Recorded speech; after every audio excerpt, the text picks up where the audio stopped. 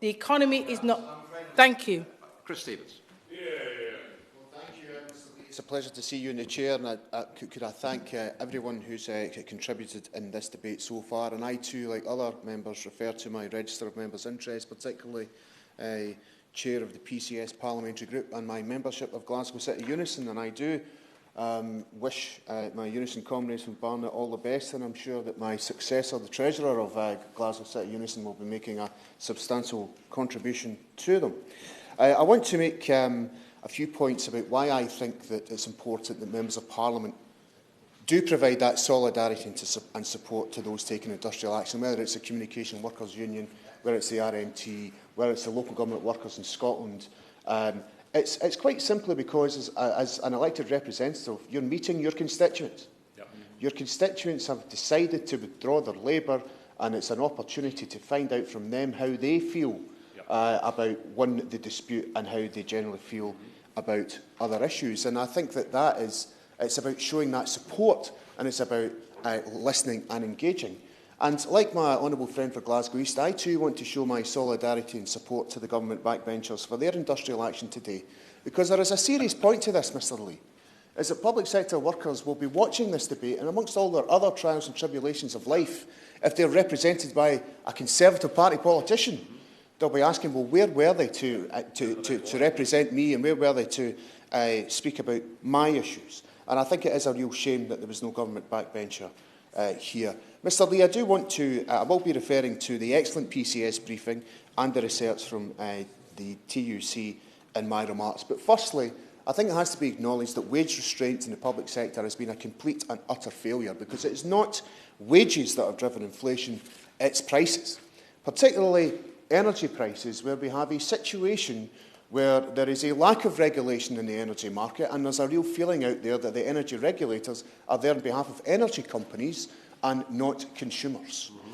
And the government's position seems to be, well, we clapped the nurses on a Thursday night, but we're not going to pay them. Now, could you imagine if the public took that view on energy companies and decided on a Thursday night, well, I'll tell you what, to these energy companies, we're going to clap you every Thursday night, but we won't pay you. Perhaps people will start to listen then. And there's also the issue of the cost of food, Mr Lee. The PCS briefing gives a whole litany of evidence of workers in UK government departments utilising food banks to help them get through their to get through life, including those, Mr Lee, who work for the Department of Work and Pensions. So we have people who work in the department, which is the so-called safety net for the general public, who are having to utilise food banks and other affordable food projects and food aid programmes in order for them to get by. And what's the cost, Mr Lee, to benefit payments for those working in government departments? It was, at one time, 40% of DWP workers were getting tax credits. Could the Minister perhaps give us, and write to us, and tell us what the percentage is in each government department of those who are being paid benefit by the state to top up their wages? This is the political choices, as my honourable friend for Glasgow East pointed out, and others. Giving bankers unlimited bonuses, whilst at the same time holding down public servants' pay, is completely the wrong priority, particularly, Mr Lee, those public sector workers who kept the economic wheels turning during the pandemic. It's an absolute ludicrous sense of political priorities. And it's a disgrace that the UK government's approach now seems to be, in response to all these industrial actions, is to try and roll back on workers' protections and threatening the right to strike. We have the most aggressive anti-trade union laws in the world, and we have the ludicrous position where trade unions are prohibited from asking their members' opinion either online or in the workplace. Yeah.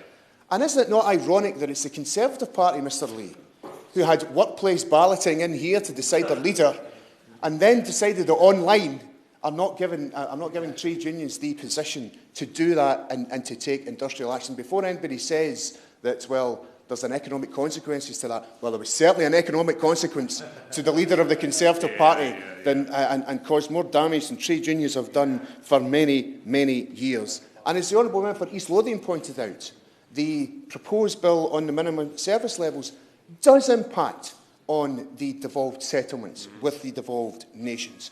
It's suggesting that the Transport Secretary of State will be able to tell the Transport Minister in Scotland what the minimum service levels would be.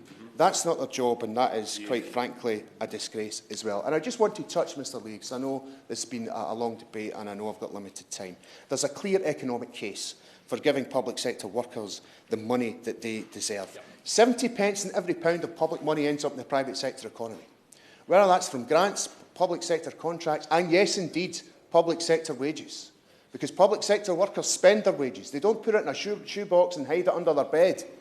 They actually go out in the private sector and spend that money. And that's why urgent action is now needed to end the in-work poverty. Because what has happened in the UK is that we're seeing an explosion of affordable food projects to help people get by week to week. And that is something that cannot and should not be taking place. Now, I do hope that the government do talk about their dialogue and discussion strategy. Trade unions have driven social and political change across these islands.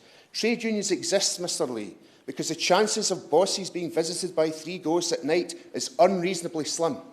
And it is why, Mr Lee, that the trade union movement, and I'm a proud trade unionist, as they seek changes in this country. Thank you.